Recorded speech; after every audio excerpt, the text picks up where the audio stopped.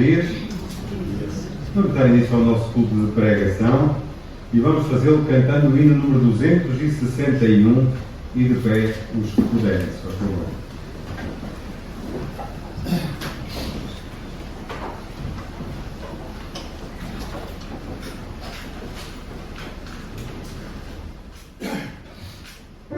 Amen.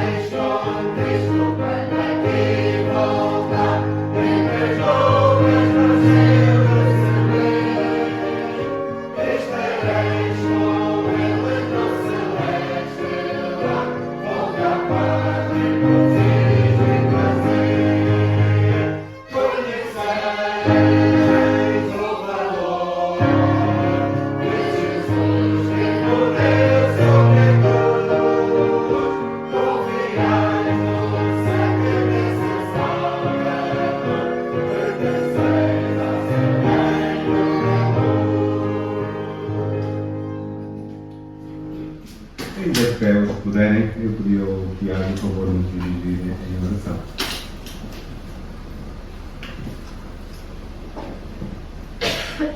Senhor nosso Deus e nosso Pai, muito obrigado por podermos estar aqui hoje, esta manhã. Nós estamos muito gratos pelo Teu amor, estamos muito gratos pela misericórdia que Tu tens demonstrado e que demonstraste quando um dia nos chamaste para sermos Teus filhos, Senhor, quando nós não merecíamos nada.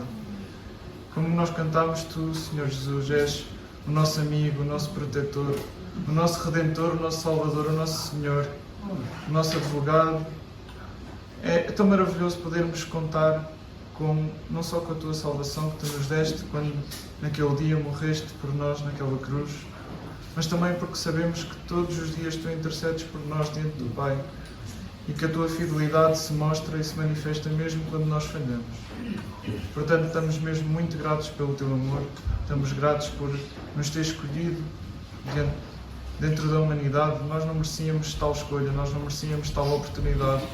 Nós nos tínhamos rebelado contra Ti de maneira que não havia volta a dar pelas nossas obras, não havia volta a dar por muito que nós fizéssemos.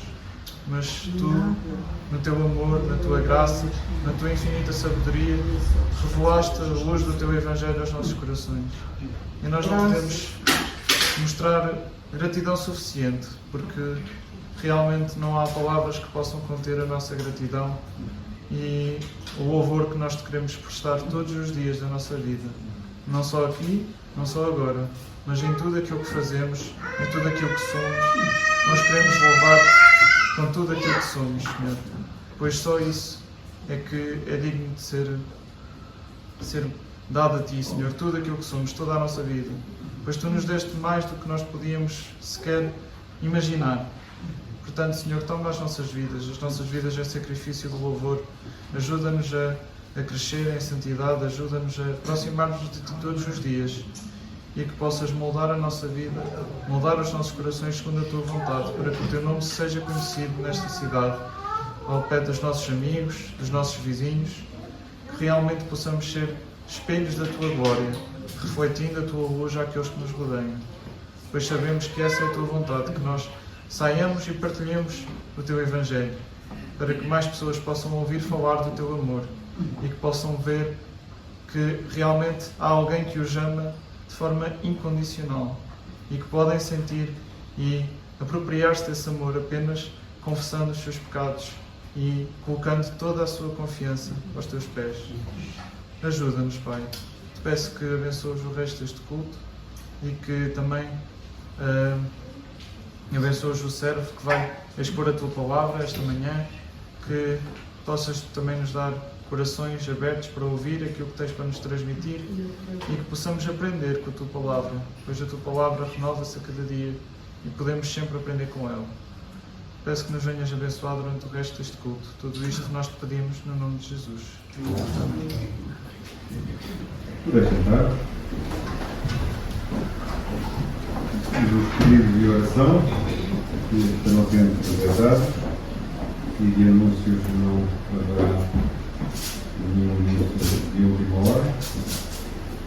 Agradecer somente a todos a presença aqui, dando as boas-vindas a todos os que estão, visitas.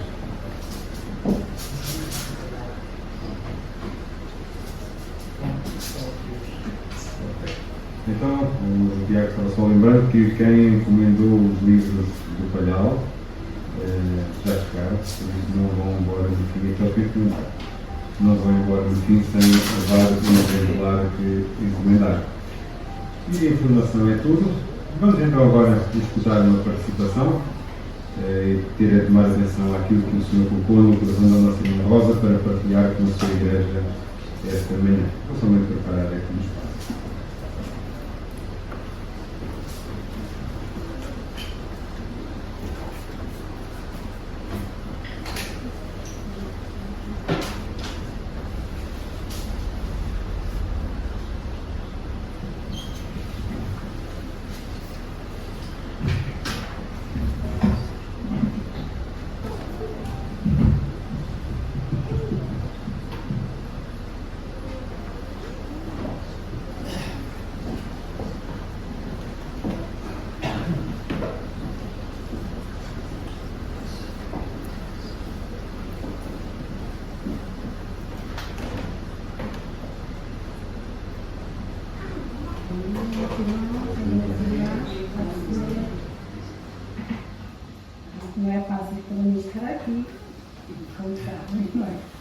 tanta gente mais culta, sabe melhor falar do que eu. Mas o irmão Aurélio, a esposa dele fala tão bem, gosto tanto de ouvir, e ela está sempre sentada no banco. Mas a palavra de Deus é que eu só vou ler um salmo. Eu gosto muito dos salmos, vou ler então, os salmos tem muito. Não vou ler o 23 nenhum. No 77.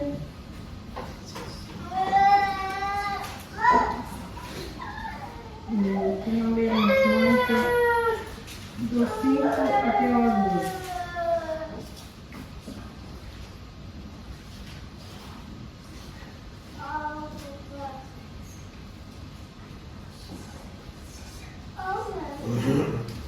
Considerava os dias da antiguidade, os anos dos tempos passados.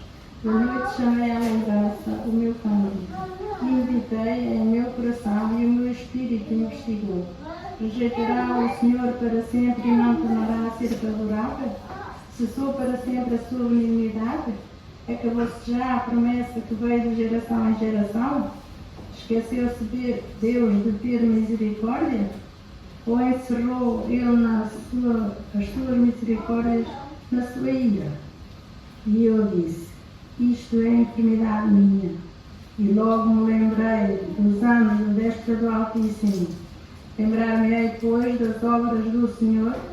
Certamente que me lembrarei das tuas maravilhas da antiguidade. Meditarei também em todas as tuas obras e falarei dos teus feitos. Este salmista não foi Davi, era verdade. Ele devia estar com incertezas, com dúvidas, com problemas que todos nós temos.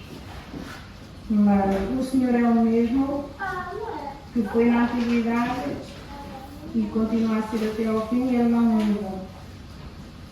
E então ele fazia uma série de perguntas, tinha uma série de dúvidas, mas depois lembrou-se. Eu disse, isto é enfermidade minha. E logo me lembrei dos anos da destra do Altíssimo. Quantas vezes nós estamos tristes, abatidos, com problemas que vêm, coisas que vêm à nossa vida.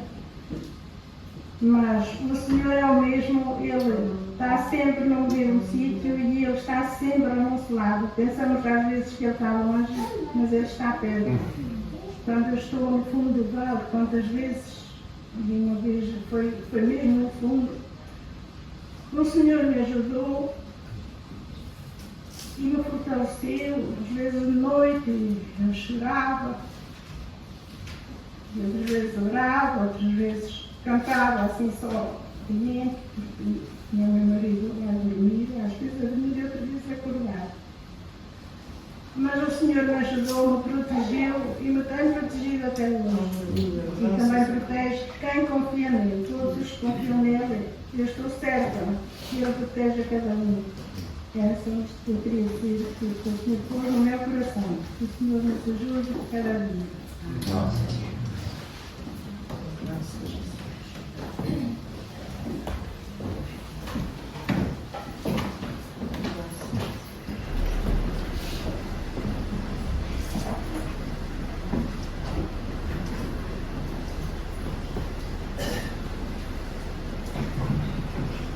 Obrigado, Irmã Rosa.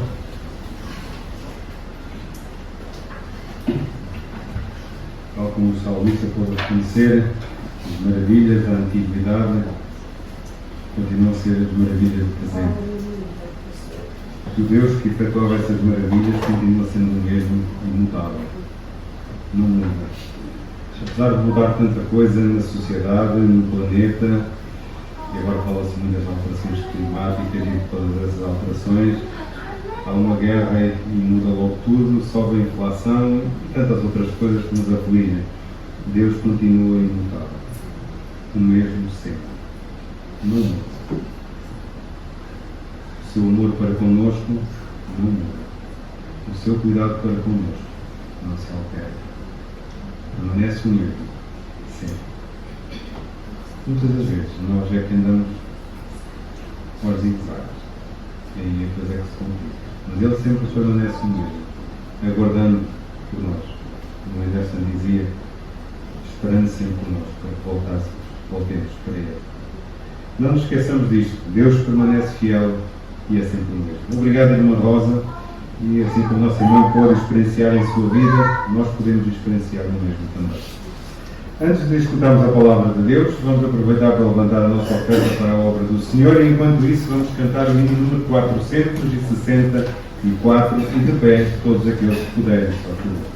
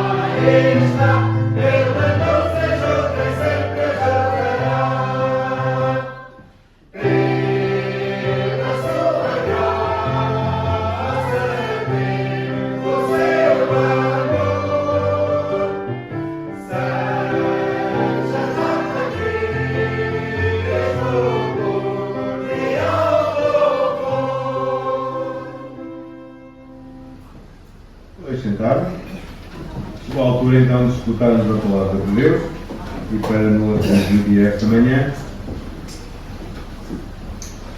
temos o Anderson, que conforme está na escala, é ele a partilhar connosco a palavra do Senhor esta manhã, para a qual devemos estar atentos àquilo que o Senhor tem para nós. Por favor, Anderson.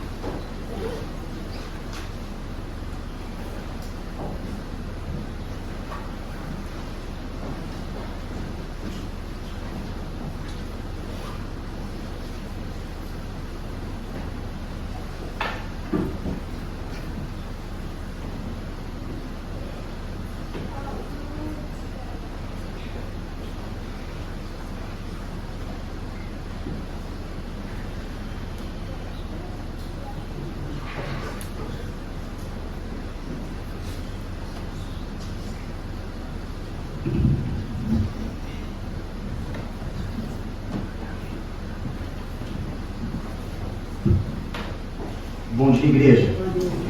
Que a graça e a paz do nosso Senhor e Salvador Jesus Cristo esteja com todos nós hoje e sempre. Vou falar de coisas novas. já está ficando velho, mas eu vou falar de coisas novas. Já estamos terminando essa primeira parte da série, já estamos a terminar. Depois eu vou avançar para outras coisas. Só para relembrar que eu sempre tenho feito o que temos tratado, né, nessa série. Falamos sobre coisas novas e coisas velhas, sobre unção, lembrando aí, avivamento bíblico, pregação expositiva, relacionamento entre irmãos, oração, santificação e compromisso com Deus. Relembrando, qual é a ideia? Mostrar determinados pontos que nós precisamos nos aperfeiçoar como igreja, precisamos melhorar, precisamos reconstruir. Tá? Essa é a ideia. E eu falei sobre o relacionamento com Deus, só para relembrarmos, da questão de um resumo, do que seria essa aliança entre Deus e os homens, e falei sobre a aliança no Velho Testamento, que a aliança representa essa união, a união de Deus com o homem estando junto com Deus. Falei sobre a aliança entre Deus e Adão, aquela aliança celebrada lá no paraíso. Falei sobre os efeitos da queda nessa aliança e o fato de que essa aliança foi descumprida pelo homem. Disse que essa aliança ela possui um renovo através das promessas que foram feitas a Noé, e o símbolo da promessa feita aí.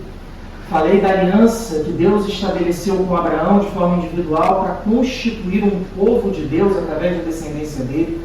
A aliança feita em Gênesis 15, Deus se compromete a fazer a parte dele, como ele sempre se compromete, a fazer a parte que Abraão não conseguiria fazer. E lá em Gênesis 22, uma aliança celebrada com base na fé e no sacrifício de Abraão, que não nega nem o seu próprio filho, o pai da fé. Falei também sobre a aliança com Moisés e o povo hebreu, a aliança com o povo de Deus no Monte Sinai, onde o povo se reúne para celebrar a aliança e para se comprometer a cumprir, e o resumo dessa legislação, com 613 artigos, está consubstanciado nos 10 mandamentos. Falei sobre uma aliança messiânica que foi celebrada com o rei Davi, no período Davi aqui para lutar com Golias, e falei sobre uma aliança no Novo Testamento, feita através do sacrifício de Cristo. Falei sobre essas alianças e terminei com uma pergunta: o que fazer quando nós negligenciamos o nosso compromisso com Deus? Quando estamos longe, quando sabemos quem Deus é, mas seguimos caminhos que não agradam a Deus. E é isso que eu vou dar continuidade. Eu vou falar sobre compromisso com Deus, parte 2. Nada do que eu falei eu dividi em 2 partes, eu vou dividir em mais outra. Se eu dividir mais de uma parte, é porque essa parte é importante, não é? Compromisso com Deus é importante. E aí só vou relembrar. Resumo do relacionamento entre Deus e os homens. E eu falei sobre o fato de que se algo pode resumir o relacionamento entre Deus e os homens, é o homem foge de Deus e Deus vai atrás do homem. Esse é o resumo da aliança. Esse é o resumo da história humana. O homem se distancia de Deus e Deus vai atrás do homem. O homem sempre quebra a aliança. Sempre. Sempre. Olha, eu até não estava pensando nisso. Deixa eu colocar isso aqui. Como é que é o nome disso aqui lá? Como é que é o nome? As alianças são raras? Dos homens? Não. É Deus que restaura a aliança. Como é que Deus restaura a aliança com o seu povo? Como é que ele faz? Ele tem um padrão. E o padrão é o padrão da aliança estabelecida com Moisés no Sinai. Esse é o padrão de reconstrução da aliança entre Deus e os homens. Como é que funciona esse modelo? Deus reúne o povo através de líderes, toca o coração de líderes, esses líderes reúnem o povo, mostram ao povo quão distante ele está de Deus, o povo se reúne, a lei é lida, as promessas de Deus são renovadas, é demonstrado através da lei de Deus que precisamos voltar, e o povo assume o compromisso de cumprir a lei. Esse é um resumo. Várias vezes na Escritura isso acontece. Várias vezes isso acontece porque o povo se distancia de Deus. Vou pegar uma porçãozinha da história dos hebreus para nós pensarmos nisso, sobre a infidelidade de Israel. Infidelidade de Israel de que forma? Como isso aconteceu? Falamos de uma aliança que foi estabelecida com Adão, renovada com Noé, feita em novos moldes com o povo de Deus, com Abraão, e depois ela é passada, através de um renovo, com Davi e com Salomão. Só que essa aliança, que é feita com o povo hebreu, ela vai sendo descumprida progressivamente. A começar pelo rei Salomão. O rei Salomão, no período da vida dele, ele faz umas que, olha, complicadas. Quando Salomão morre, o reino se divide em dois, o reino do norte e o reino do sul, Israel e Judá. O reino do norte, ele entra rapidamente em uma degeneração da fé, abandono completo da aliança com Deus. Rei Jeroboão I, de 930 a 909 a.C.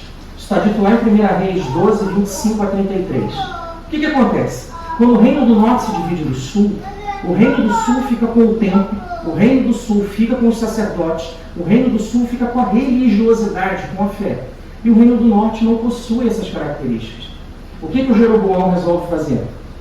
Aí tem uma ideia excelente. Ele resolve celebrar um culto a 2 bezerros de ouro. Um em Betel e outro em Dan. Já começou bem, né? A ideia dele era criar uma religião separada de Jerusalém e mostrar que a religião que era praticada em Jerusalém, a fé que era praticada em Jerusalém estava equivocada. Aí ele faz pior ainda. Manda construir santuários, altares e postes a deuses cananeus. Isso rapidamente. Depois, ele estabelece um novo sacerdócio, completamente diferente daquele sacerdócio que existia em Jerusalém, desvinculado da tribo de Levi, desvinculado de Arão. E ele celebra festas religiosas em separado, como a festa dos tabernáculos. Ele cria uma nova religiosidade para mostrar que o reino do norte é tão bom ou superior ao reino do sul. E com isso o reino do norte se distancia muito de Deus, até que em 722 o reino do norte acaba. O reino do sul não é tão rápido. A degeneração é progressiva. O que acontece muitas vezes com a nossa fé. Não é uma coisa que cai rápido. Ela vai progressivamente enfrentando problemas, questionamentos, dificuldades. E por isso nós temos que estar sempre vigilantes e pedindo a orientação de Deus nesse sentido. Como é que essa degeneração progressiva do compromisso de Deus se deu no Reino do Sul? Primeiro, altares pagãos. Outros deuses passaram a ser cultuados em Judá. Segunda coisa, postes para culto e até para sacrifícios humanos. Aí você para e fala, mas esse aí é o povo de Deus. Quem está aí é o descendente de Davi no trono. É isso aí. Há uma coisa aqui que é falada só no livro de Reis. E eu vou falar sobre isso rapidamente. Em um determinado período foi construída uma casa para prostituição cultural ao lado do templo de Jerusalém. Prostitutas cultuais ficavam ao lado do templo e vendia-se a mensagem de que se alguém tivesse relações com elas, estava cultuando a determinados deuses. O povo de Deus fazendo isso. E aí vocês vão ver o que vai acontecer um pouquinho aqui para frente. Ídolos e imagens, culto a Baal. Baal é uma das entidades cananeias mais cultuadas nesse período, é extremamente cultuado em Israel. Atinge o seu ponto máximo culto ao Baal com relação àquele período lá de Jezebel, do Acabe. E queima de incenso a diversos deuses. O que aconteceu com Israel? Então, Israel foge de Deus. Quando Israel foge de Deus, eu vou usar esse exemplo pela última vez, o que Deus faz? Deus vem atrás dele. Deus sempre vem atrás dele. Porque nós não vamos atrás dele. Por isso. Deus levanta um homem para uma nação que precisava. Falei na última semana sobre Samuel. Deus levantou um homem de Deus que precisava aparecer para que a realidade fosse transformada. E ele levanta Josias. Josias, um homem comprometido com Deus. Josias foi o 14º rei de Israel. No caso, rei de Judá. Né? Ele era filho do rei Amon. Governou só por 2 anos e foi morto por excesso de idolatria. E a coisa estava daquele jeito e mataram por excesso de idolatria. Você imagina como é que a situação está. Ele reinou por 31 anos em Jerusalém, 640 a 609 a.C. E ele assumiu o trono com 8 anos de idade. Por isso que ele precisou de um tutor. Ele, durante um bom período da vida dele, ele foi auxiliado por um tutor, né, do reino dele. Só que Josias, apesar da pouca idade, ele era um homem muito comprometido com Deus. E é uma coisa que às vezes nos causa um certo espanto. E embora isso seja verdade, tá, meus irmãos, a maturidade da fé, ela normalmente só chega com determinada idade, mas a exceção está aí para comprovar, na Escritura e fora da Escritura, de que homens e mulheres mais jovens também conseguem assumir um compromisso sério com Deus. Josias, com 16 anos, no 8º ano do reinado dele, ele começa a buscar o Deus de Davi. É isso que a Escritura diz para nós. E ele fazia o que era reto perante o Senhor, com 16 anos. Com 20 anos, 12º ano do reinado dele, a Escritura diz para nós que ele realizou uma profunda reforma religiosa em Judá. E ele queria purificar não só Judá, mas Israel da idolatria também, dos problemas de fé que eram encontrados.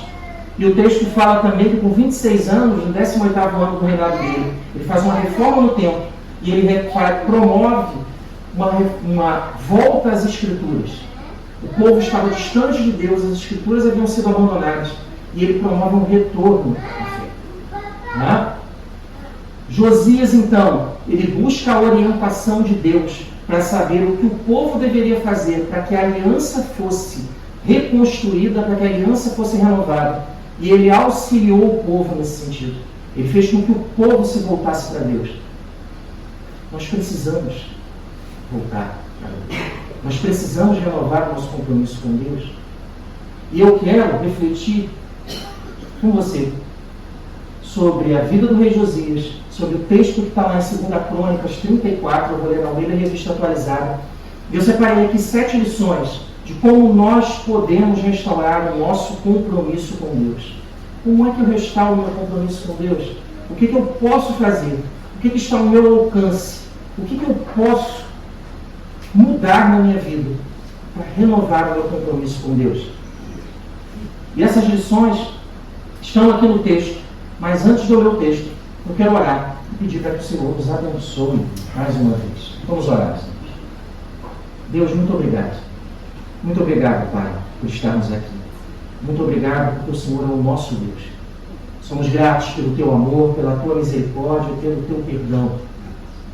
Mas temos que confessar, Senhor, que temos sido negligentes com o Teu compromisso. Temos sido negligentes no modo pelo qual nos relacionamos contigo, Pai. E nós queremos mudar. Queremos aprender através da Escritura o que podemos e devemos fazer para que a nossa aliança seja confirmada e renovada. Faz isso, Pai, nos revela através da Tua palavra o quão distante estamos e que precisamos estar perto de Ti. Faz isso na nossa vida, abençoa a Tua igreja, Pai. É o que nós pedimos e agradecemos, Senhor. Em nome de Jesus. Amém. Vamos lá, meus irmãos, que lições são essas que o texto bíblico traz para nós acerca de como podemos renovar o nosso compromisso com Deus? Primeira lição: leve a sério o seu compromisso com Deus. Vou repetir que essa é boa. Leve a sério o seu compromisso com Deus. Bem a sério. Olha o que Josias faz. Vou usar o texto bíblico aqui para nós entendermos melhor. Crônicas 34, 2 Crônicas 34, versículo 1. Olha o que o texto diz para nós. Tinha Josias 8 anos de idade quando começou a reinar e reinou 31 anos em Jerusalém. Muito jovem, realmente criança, 8 anos. E aí, diz o texto aqui na sequência para nós, o cronista diz para nós: fez o que era reto perante o Senhor. Andou em todo o caminho de Davi, seu pai, e não se desviou nem para a direita, nem para a esquerda. Um jovem sério, comprometido com Deus, que não se desviou nem para a direita, nem para a esquerda. Deixa eu te perguntar: você tem levado a sério o seu compromisso com Deus? Ou tem se desviado para a direita ou para a esquerda? Vou falar por mim, não posso falar por você. Eu às vezes levo a sério e às vezes não. Às vezes eu não me desvio, às vezes eu me desvio. Às vezes eu faço o que Deus quer que eu faça, às vezes eu faço o que eu quero. É isso. Eu acho que o teu problema é o mesmo que o meu. Leva o compromisso de Deus a sério. Um jovem de 8 anos, que com 16 anos assume uma nação de verdade e consegue fazer muito, muito, porque levou as coisas de Deus a sério. E muito a sério. Vocês vão ver o que ele fez aqui, como Deus usou a vida dele. Nós às vezes somos aquela coisa, não quero ir à igreja, eu estou muito triste, as coisas lá não mudam, está tudo do mesmo jeito, fica aquela coisa, está chato, não sei o que lá. O compromisso é com Deus. Quando o compromisso com Deus falha, as coisas não vão bem. Nós precisamos renovar o nosso compromisso com Deus e levar Deus a sério. E as coisas de Deus a sério. Nós levamos o que é brincadeira a sério. E o que é sério? Levamos na brincadeira. E fazemos as coisas para Deus de qualquer forma. Não é assim que funciona, nunca foi. Nunca foi. Dedica o melhor do seu tempo, o melhor da sua vida, o melhor do seu coração, o melhor das suas habilidades, suas capacidades para Deus. Nós dedicamos essas capacidades para tudo. Para ver série no Netflix, para ver coisas na internet, para ficar no Facebook. E quando chega no compromisso com Deus, a gente oferece o tempo que sobra no sábado e no domingo. Aí não funciona bem. E aí não corre bem. Então vamos aprender com o exemplo de Josias. A primeira coisa, então, leve a sério o seu compromisso com Deus. Vou repetir. Leve a sério o seu compromisso com Deus. Segunda coisa, segunda lição importante que esse texto traz para nós é a seguinte: abandone a idolatria e tudo o que lhe afasta de Deus. Abandone a idolatria e tudo o que lhe afasta de Deus. Aí você vai falar: ô Anderson, eu não sou idólatra não. Que isso? Como você fala isso? Que coisa horrível e tal. O conceito de idolatria é o seguinte: toda vez que eu pego o lugar de Deus, vamos fingir que esse aqui é o lugar de Deus aqui. Todas as vezes que eu pego o lugar de Deus e eu coloco algo ali que não é Deus, eu cometo idolatria. Vou te ajudar a pensar melhor nisso. O que seria idolatria? Pensa no seguinte: o que você prioriza na sua vida? O que você prioriza na sua vida? Já é um bom caminho para você entender o que idolatria é. O que mais consome o seu tempo? Ao que mais você se dedica? O que mais faz com que o seu coração arda? Mais você se anime? Não entendeu bem? O que mais você procura na internet e vê? O que mais você vê na televisão? O que mais desperta o seu desejo e o seu interesse? Talvez o problema esteja aí. Abandone a idolatria e tudo que lhe afasta de Deus. Olha o que Josias faz com 16 anos. Porque no 8º ano de seu reinado, aí o texto faz questão de ressaltar, eu coloquei aqui, eu destaquei, sendo ainda moço, começou a buscar o Deus de Davi, seu pai. E no 12º ano, começou a purificar a Judá e a Jerusalém dos altos, dos postes ídolos e das imagens de escultura e de fundição. O que Josias faz é o seguinte: onde é que o culto aqui está errado? Onde é que tem imagem, adoração falsa, problema, doutrina errada? Vamos destruir isso. Vamos acabar com isso. Esquece esse problema. Vamos resolver isso. Isso precisa ser resolvido. E ele vai e resolve. Deixa eu te falar uma coisa. Qual é o problema da tua fé? Você já pensou nisso? Qual é o problema da tua fé? Alguns eu sei da minha, outros não. Qual é o problema da tua fé? Ataca o problema. Senhor, eu não creio que isso aqui aconteceu. Vai lá, investiga, peça orientação a Deus. Senhor, eu vejo que Deus age na vida de todo mundo. Quando chega na minha vida, parece que não acontece nada. Seja sincero com Deus e busque dele resposta. Senhor, eu tenho dificuldade para orar. Tente. Senhor, quando eu começo a ler a Bíblia, me dá um soninho tão gostoso e eu durmo tão bem. Tenta. Melhore a cada dia. Busque resolver os problemas da fé. Sabe qual é o problema do nosso cristianismo? A nossa vida como cristãos é que nós sabemos qual é o problema. Só que nós pegamos o problema e colocamos debaixo do tapete. Deixa isso aqui. É muito complicado isso aqui, ó. Muito complicado. Eu ponho aqui, eu esqueço, e eu vou vivendo isso por muito tempo, e a minha fé permanece com esses questionamentos, essas dificuldades. O que Josias fez? Qual é o problema da fé? Vamos resolver. Vamos nos afastar do que nos afasta de Deus. Continuando, versículo 4. Na presença dele Isso aqui é super interessante. Quando vão destruir os alvos de idolatria, de adoração indevida, ele vai. Ele era o rei. Ele era alguém ocupado. O sumo sacerdote poderia fazer isso. Os levitas poderiam fazer isso. Outras pessoas poderiam fazer, até do próprio governo. Ele fala assim, não, eu vou lá. É o líder presente, a pessoa presente que se preocupa. Eu vou lá, eu quero ver isso ser destruído. Eu quero dar o exemplo para o povo de que ele deve se aproximar de Deus e não andar distante. Olha o que ele faz, na presença dele. Derribaram os altares dos Baalins. O que é o Baalim? É o Baal no plural. Cada povo, cada localidade cultuava uma imagem diferente do Baal. Por isso que a Escritura às vezes fala com Baalins, tá? Não é porque é outro tipo de Deus, não. Ele despedaçou os altares do incenso que estavam acima deles, os postes ídolos e as imagens de escultura e de fundição. Quebrou-os, reduziu-os a pó e o aspergiu sobre as sepulturas dos que lhes tinham sacrificado. Esse ponto aqui é interessantíssimo. Ele manda destruir tudo, reduz a pó. E agora faz o seguinte, joga uma água nesse pó aqui, e nós vamos jogar em cima da sepultura dos sacerdotes que sacrificaram para esses ídolos e que fizeram essa barbaridade dentro de Israel e dentro do templo. E falou assim, essas pessoas não estão mais aqui, mas é um símbolo para mostrar para o povo que nós não concordamos com isso, isso é contra a lei de Deus. Olha o rigor de Josias. Olha o desejo dele de mostrar que o que é errado não pode permanecer. Você tem rigor de fé? Não é ser xiita da fé, não. Isso aí é complicado demais. Mas você tem sido zeloso. Buscar as coisas de Deus. Abandonar aquilo que não agrada a Deus. Zeloso na fé, com compromisso sério com Deus. Não é viver com um pé no mundo. Minha sogra que gosta dessa alegoria. Um pé no mundo e um pé na igreja. Aí fica assim, uma hora vai para cá, uma hora vai para lá. Gente séria, com compromisso com Deus. Jovem com 16 anos.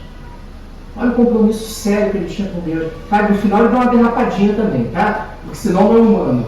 Mas ele foi um homem muito sério. Nós precisamos aprender com o exemplo dele. Olha o que o texto continua a falar. E essa aqui então é demais. Os ossos dos sacerdotes queimou sobre os seus altares e purificou a Judá e a Jerusalém. Josias ele faz uma outra coisa simbólica que para nós é extremamente chocante. Ele vai até o local onde sacerdotes que praticavam culto a esses deuses estavam sepultados. E ele fala assim, tira os ossos daí, de dentro do túmulo. E eu vou queimar esses ossos. Eu disse, que isso? Que barbaridade. A ideia dele é chocar dele, mostrar para o povo o seguinte, não dá para fazer determinadas coisas com as coisas de Deus e sair impune.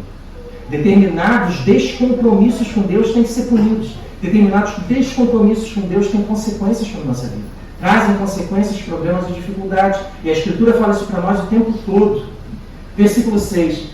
Ele não faz a reforma só em Judá. Ele leva a reforma para Israel também. O mesmo fez nas cidades de Manassés, de Efraim e de Simeão, e até Naftali, por todos os lados no meio das suas ruínas.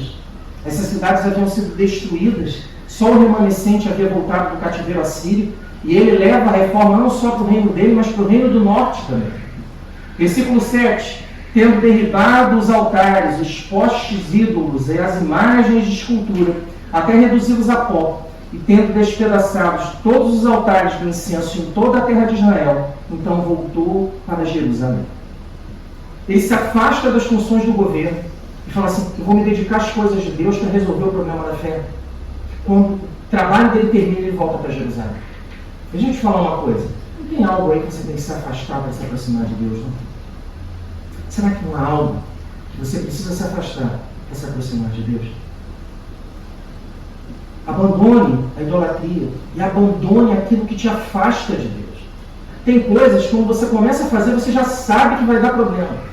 Tem coisas que quando você começa a assistir, você já sabe que não vai dar certo. Alguns pensamentos, quando eles aparecem na tua cabeça, você já sabe assim, se eu alimentar isso aí, não vai correr bem. Quando esse momento chegar, lembre do seu compromisso com Deus, se afaste dessas coisas. Faça como Josias fez.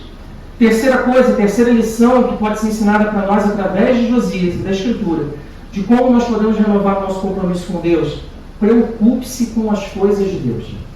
Preocupe-se com as coisas de Deus. Olha o que o texto diz aqui. Ele termina de fazer a reforma religiosa e ele vai para outra questão. Versículo 8. No 18º ano de seu reinado, havendo já purificado a terra e a casa, ele manda alguns oficiais do governo para supervisionar algo muito importante. Enviou a Safã, filho de Azalias, e Maaseias, governador da cidade, e Joá, filho de Joacás, cronista, para repararem a casa do Senhor, seu Deus. Ele fala: eu já limpei a idolatria, eu já fiz com que o povo entendesse quem Deus é, e agora eu vou reformar a casa de Deus. Como é que ele faz? O que ele diz? Foram a Ilquias, sumo sacerdote. Olha como ele faz uma função paralela com o sumo sacerdote para auxiliar Jerusalém. E entregaram o dinheiro que se tinha trazido à casa de Deus e que os levitas, guardas da porta, tinham ajuntado. Dinheiro provindo das mãos de Manassés, de Efraim e de todo o reino de Israel, como também de todo Judá e Benjamim e dos habitantes de Jerusalém. O povo vê que há compromisso do governante e há compromisso dos sacerdotes em renovar a fé, e o povo oferta. E não é só Jerusalém, todo o povo do norte oferta também para que a fé seja restaurada. Fidelidade a Deus, quando se vê que as coisas estão de maneira correta, de maneira adequada. Versículo 10.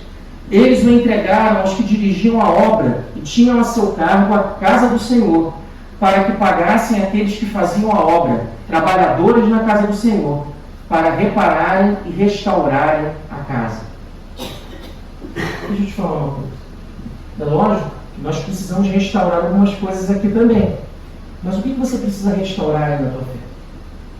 O que precisa mudar? O que precisa voltar a ser o que era antes? Algumas coisas da nossa fé, elas não precisam de uma reforma completa. Elas precisam de restauração. Precisam voltar a ser o que era antes. Isso que Josias fez. Ele falou assim: eu vou fazer com que a casa de Deus volte a ser o que era antes. Sabe quem é a casa de Deus? Você, eu. Peça a Deus para que Ele faça uma reforma para que você volte a ser o que era antes. Continuando, versículo 11. Deram aos carpinteiros e aos edificadores o dinheiro que foi arrecadado, para comprarem pedras lavradas e madeiras para as junturas e para servirem de vigas para as casas que os reis de Judá deixaram cair em ruínas. O templo estava destruído em algumas partes porque os governantes haviam deixado cair em ruínas. Deixa eu te falar uma coisa. Tem algo na sua fé e no seu coração que está em ruínas, que você abandonou, que você deixou para lá? Reconstrua com a ajuda de Deus. Não deixe em ruínas o seu coração, nem a sua fé. Reconstrua, faça como Josias. Versículo 12. Os homens procederam fielmente na obra, e os superintendentes deles eram Jaate e Obadias, levitas, dos filhos de Merate, como também Zacarias e Mesulão, dos filhos dos coatitas, para superintenderem a obra. Todos os levitas, peritos em instrumentos músicos, eram superintendentes dos carregadores e dirigiam a todos os que faziam a obra, em qualquer sorte de trabalho.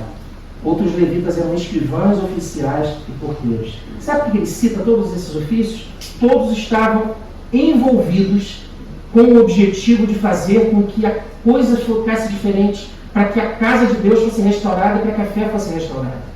Não adianta um lutar e o outro não. Um querer e o outro não. Metade quer e o outro não quer. Esse lado aqui quer, esse aqui não quer. Não existe isso.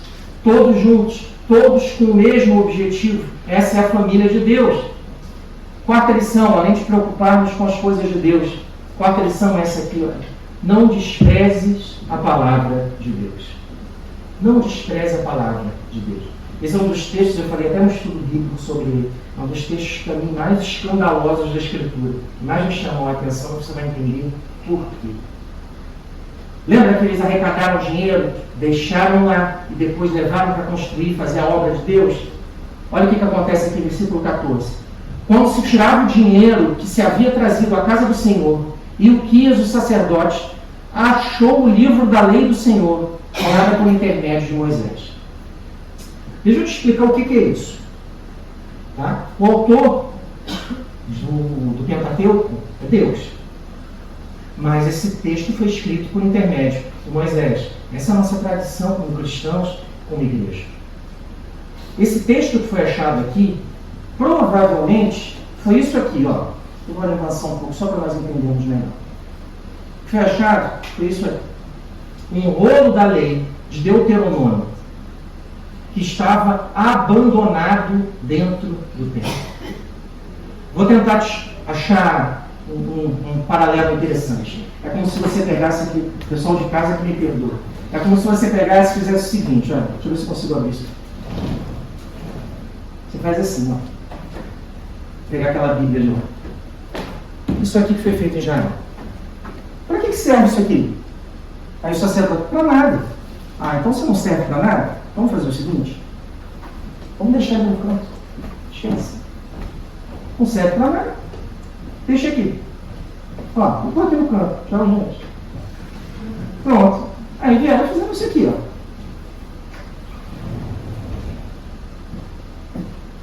Isso foi feito. Aí passou o tempo. Aí um belo dia, o livro reaparece. Sabe onde o livro estava? Jogaram o livro no lixo. Puseram o livro na tralha, no canto. Deixa pra lá, Deuteronômio, isso aí, que chato. Tem um monte de coisa ali, não serve pra nada, deixa isso pra lá. Aí o livro reaparece. Versículo 15. Então disse Uquias ao escrivão Safã: achei o livro da lei na casa do Senhor. Achei o livro da lei na casa do Senhor. O sumo sacerdote fala, o secretário do reino ao escrivão: achei o livro. Olha que interessante, achei a Bíblia perdida. Aí Uquias entregou o livro a Safã, versículo 16.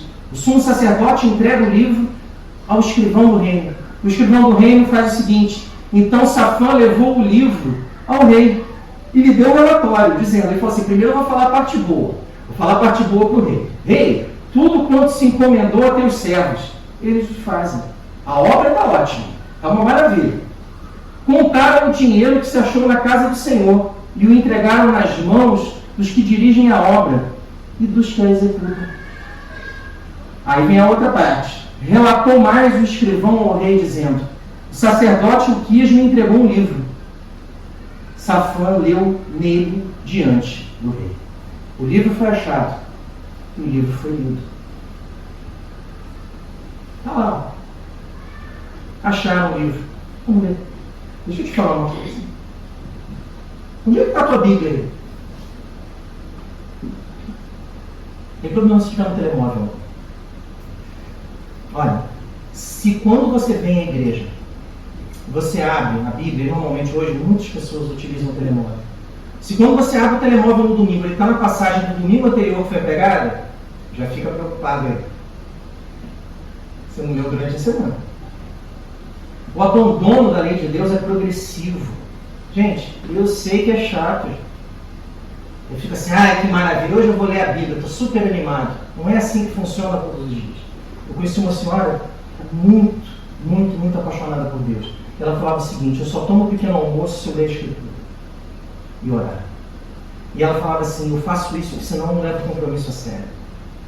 Nós somos assim também. Distrair não ler. Você vai fazer de tudo para se distrair. À noite é que você lembra, tinha um livro, não orei. É assim. Satanás coloca distrações na nossa vida para que nós não foquemos no importante. O livro da lei foi esquecido. Não esqueça da palavra de Deus. Não esqueça da mensagem. Não abandone e não despreze a palavra. Quinta lição. Isso também é muito importante. Ao ouvir a palavra, decida mudar e buscar a orientação de Deus. Quando você ouvir, decida mudar. Assim, Senhor, eu já conheço esse texto. Eu quero mudar. Eu quero fazer diferente. Hoje eu vou mudar. Hoje eu vou fazer diferente. Olha qual é a reação de Josias quando o texto é lido. Tendo o rei ouvido as palavras da lei, que o escrivão leu para ele, rasgou as suas vestes. Assim, não, isso está muito errado.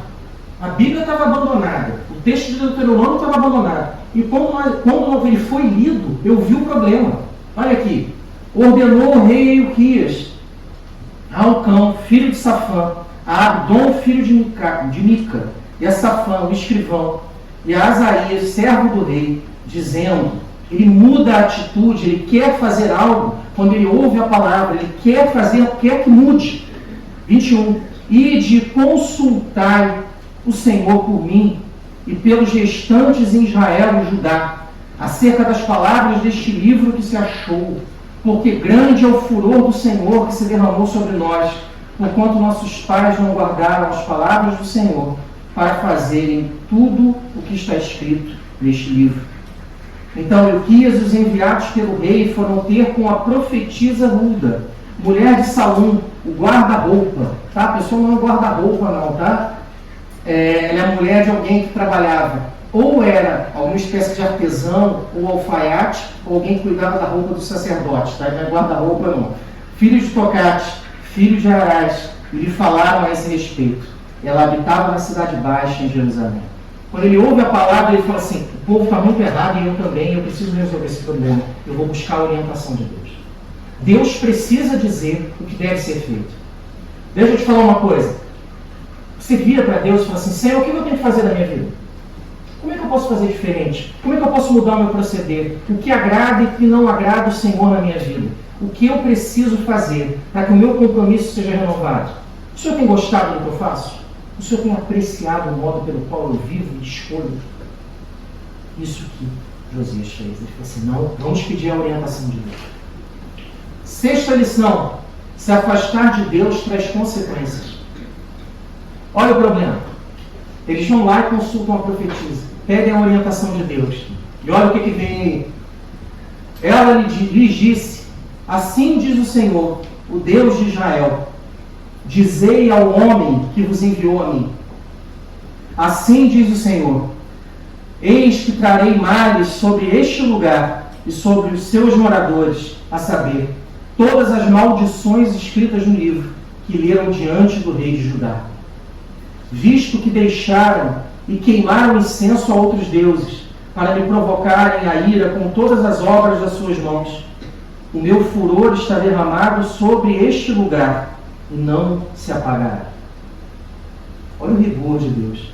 E o rigor de Deus simplesmente por um ato. Olha aqui. O problema de Israel, o problema de Judá, vou tirar daqui senão eu esqueço. O problema de Israel, o problema de Judá, simplesmente foi esse aqui, ó. Não priorizar as coisas de Deus. Não levar a sério o compromisso com Deus. Esse é o problema. Agora eu vou deixar fechado aqui, senão eu vou perder mais tempo. Esse é o problema. Aí fala assim: ah, não, mas o negócio está ali. Não é isso não, é Bíblia fechada. O problema nosso é Bíblia fechada. Bíblia fechada é Bíblia esquecida. Bíblia fechada é amuleto. Aí você abre no Salmo 91 e pede para ele tirar os espíritos maus da casa. Isso aí não é cristianismo não, gente. Isso aí é esoterismo cristão. E aí pega a Bíblia e fica assim para afastar. Sai, demônio! Não é isso não. É aquilo. A Escritura fala de conversão sobre duas coisas. Ela fala assim: conversão é quando muda o coração. E conversão é quando muda a mente. O coração muda o desejo e a mente muda o pensamento para que tudo esteja alinhado com Deus. Essa é a conversão do velho e a conversão do novo. Não é Bíblia fechada. Bíblia fechada dá problema. Olha só. 25 de novo. Visto que me deixaram e queimaram incenso a outros deuses para me provocarem a ira com todas as obras das suas mãos, o meu furor está derramado sobre este lugar e não se apagará. Então é isso. Vai acabar tudo, vai destruir tudo. E aí a sétima e a última lição. Sabe qual é a chave para restaurar o compromisso com Deus? É um coração quebrantado. É o arrependimento genuíno. É o desejo de mudar.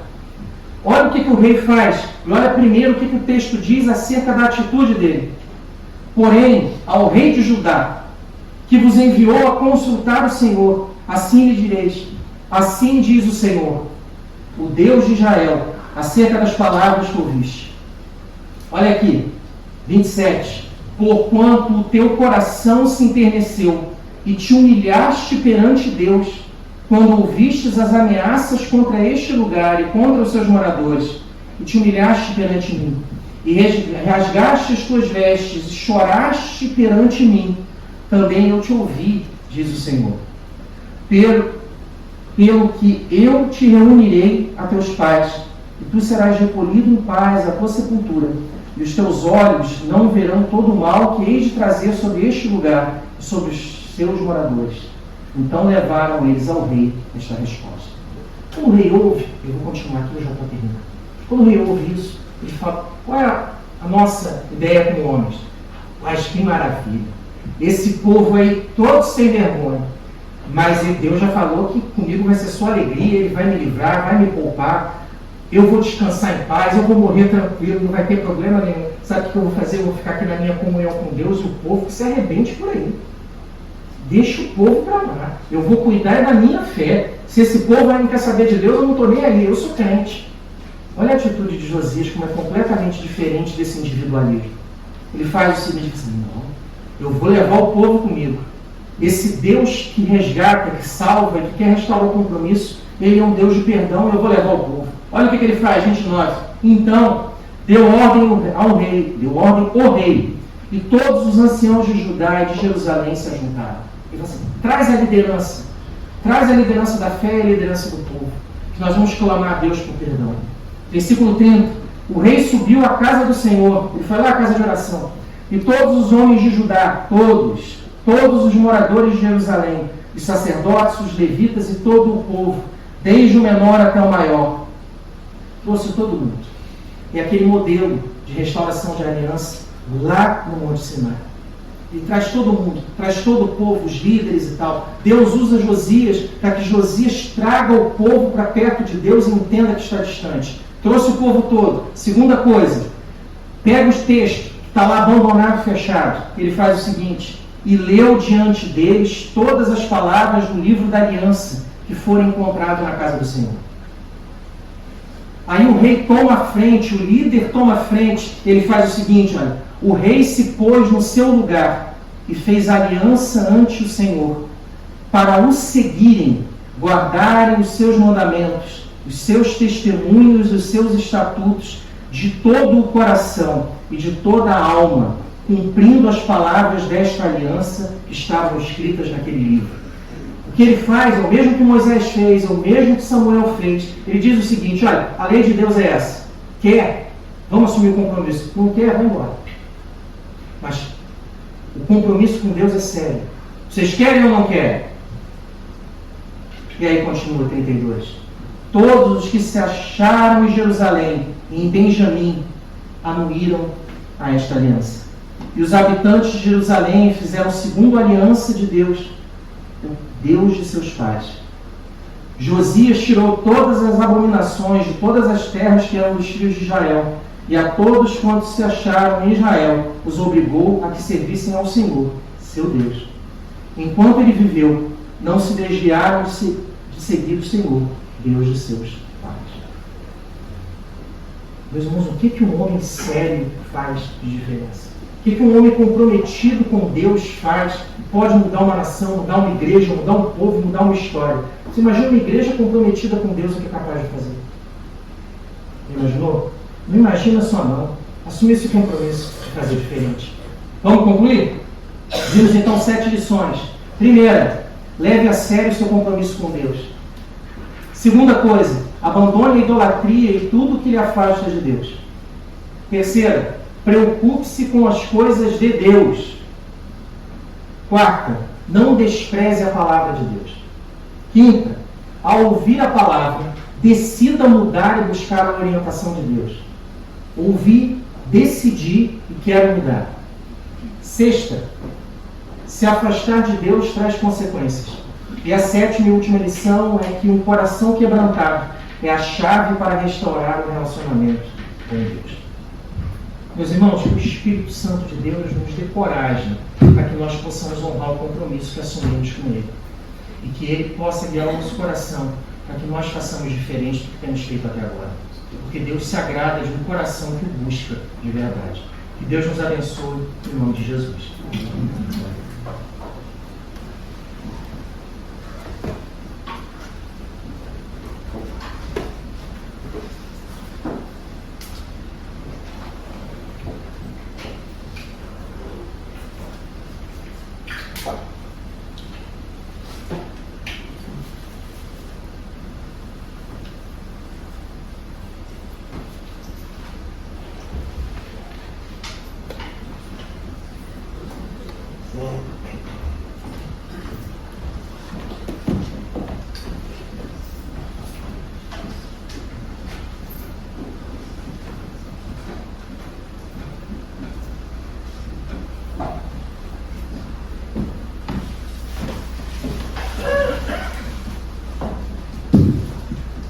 Obrigado, Anderson. Somos gratos ao Senhor pela sua palavra, que trouxe até nós. Possamos recebê-la e colocá-la em prática em cada dia. Eu queria falar de ficar em pé todos os que pudessem. Eu queria falar a igreja concluir com a oração.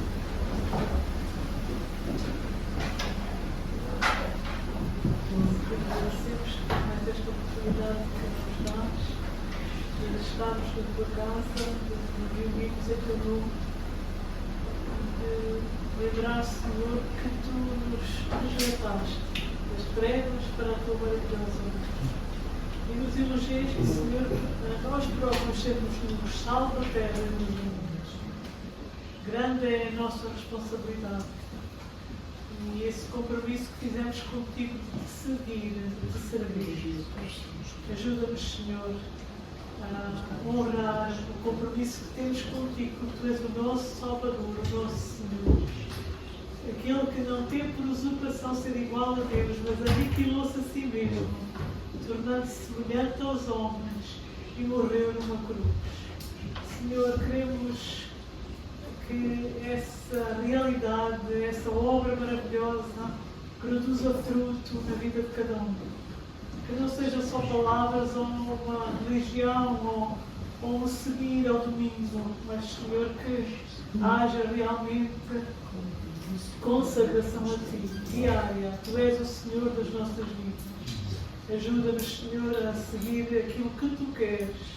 E livra-nos daquilo que não nos conseguimos livrar. Tantas vezes, Senhor, o mal está à nossa volta. E aquilo que não queremos fazer, fazemos, Senhor. Perdoa-nos e ajuda-nos a seguir-te realmente como Tu queres, para a honra e glória do Teu nome. E para que também mais almas Te conheçam e venham ao arrependimento e a ser filhos Teus. Tudo isto entregamos ao Teu cuidado. No nome do Senhor Jesus, nosso Senhor. Antes de concluir o nosso culto, quero desejar a todos um bom dia e não nos esqueçamos, temos um compromisso. Obrigado.